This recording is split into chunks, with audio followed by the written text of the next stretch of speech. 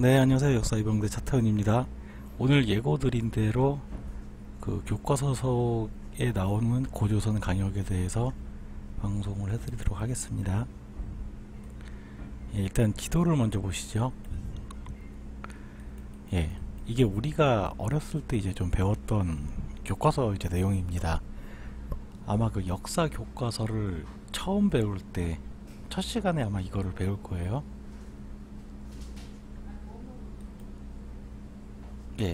보시게 되면은 그 고조선을 상징하는 나타내는 아마 그 가장 중요한 유물 북방식 고인돌 분포 지역하고 그 빅파양 동검이 이제 분포하는 지역은 전체가 이렇게 돼 있는데 실제로 고조선 강역은 이렇게 돼 있다. 저희가 이제 좀 이렇게 배웠죠. 저도 이제 지금 생각해 보니까는 참 어처구니가 없는데 이거는 좀 너무 좀 말이 안 되는 것 같아요. 그래서 이것에 대해서 역사의병대 박정학 총참모장님이 박정학 박사님이 좀 의문을 제기를 했고요. 저도 이제 어렸을 때 저렇게 배운 것 같고 지금 아이들도 이제 좀 저렇게 배우고 있는 것 같아요. 고조선 유물이 침투되는 지역을 교과서에 저렇게 표기를 하고 고조선의 강역은 그 한반도 이북으로 한다. 이건 좀 이상하죠. 그래서 그 한배달의 박정학 박사님이 여기에 대해서 교육 담당자에 대해서 의문을 좀 공식적으로 제기를 하셨던 걸로 제가 얘기를 드렸습니다. 이런 내용이죠.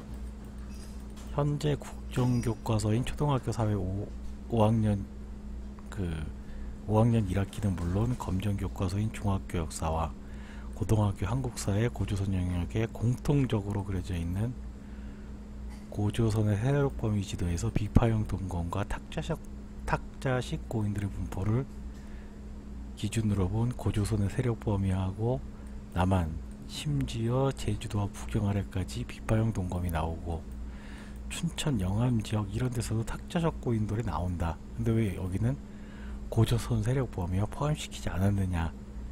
이거는 매우 타당한 질문이에요.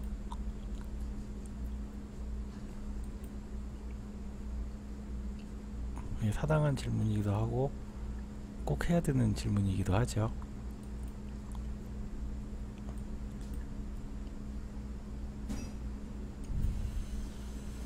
여기에 대해서 그 정부 담당자가 이제 좀 답변을 했는데 유물들만으로 세력 범위를 설정하지 않고 준왕이 마한 지역으로 갔다는 것은 중국 기록과 삼국사기의 신라의 전신인 진안이 고조선의 유민들로 형성되었다는 기록이 있으므로 남한 지역은 고조선의 세력 범위에 포함시킬 수 없다. 이게 도대체 무슨 얘기예요? 일단 제가 좀 이쪽 강단사학계가 좀 문제점이 뭐냐면은 얘네들은 어떤 일관성이 없는 것 같아요. 예를 들어 가지고 한반도에 한사군이 없다 이거 주장할 때 그 한반도에는 한사군이 이제 존재하지 않았던 문헌 기록은 되게 엄청나게 많거든요. 근데 이거를 이제 부정하는 논리가 거의 대부분 그 점재현 신섭이 같은 이런 유물이 있으니까 한반도에 한사군이 있었어. 그러면서 이제 문헌 사료들을 계속 이제 무시를 하죠. 그러면서 뭐 고고하게 더 믿을만 하다느니. 근데 보면은 제가 좀 여러 번 강조드리는 겁니다만은 어떻게 보면은 고고하기 더 조작하기도 쉬워요. 점전 신섭이 같은 경우는 실제로 뭐 조작된 혐의가 있는데도 그런 거 이제 좀 무시를 하고 이게 좀 일관성이 없는 게 사실 좀 마음에 좀 많이 안 들어요. 근데 지금은 어떻게 하고 있나요? 고고학적 자료로 보면은 고조선의 강역이 한반도 남부까지 이제 들어가는 게 이제 확실한데 문헌 사료를 이제 핑계로 해서 고조선의 강역을 이제 한반도 이부 그러고 이제 상당히 또 이제 축소시켜 놓았죠. 이런 거는 좀 마음에 안 드는 행동이긴 하지만 뭐 어쨌든 좋다 이거예요. 문헌 기록이 실제로 중요하죠. 그래서 문헌 기록을 한번 정확히 볼게요. 그 조선왕조 실록에 보면은 단군곡이라는 책을 이제 인용을 해요. 근데 이제 거기에서 그 정확히는 조선왕조 실록의 세종실록 지리지 평양부에 있는 기록인데 거기서 이제 단군고기를 인용을 하고 우리가 이제 좀 알고 있는 그 단군 이야기와 이제 좀 비슷한 이야기가 이제 좀 나오고요. 그러고 고조선을 이렇게 표현을 해요.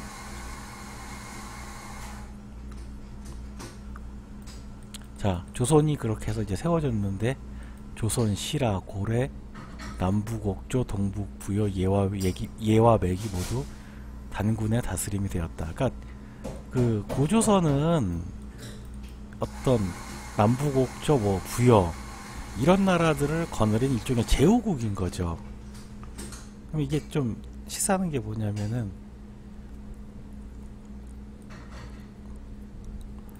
이런 그 자료들을 보면은 여기나 이런 데들이 이제 좀 고조선 관련한 유물이나 유적들이 이제 많이 그 발굴이 되는데 여기가 뭐 예를 들어서 부여다, 옥저다. 그래서 여기가 고조선이 아니라고 볼 수는 없는 거예요.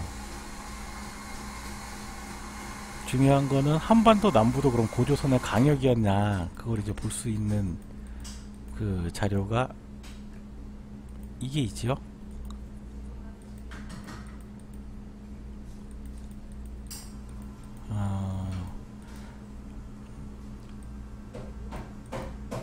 그 고조선의 부속 국가들 중에 이제 신라가 있어요. 그러면은 이 신라는 어디 있는 나라인가를 이제 좀 추정을 해보면은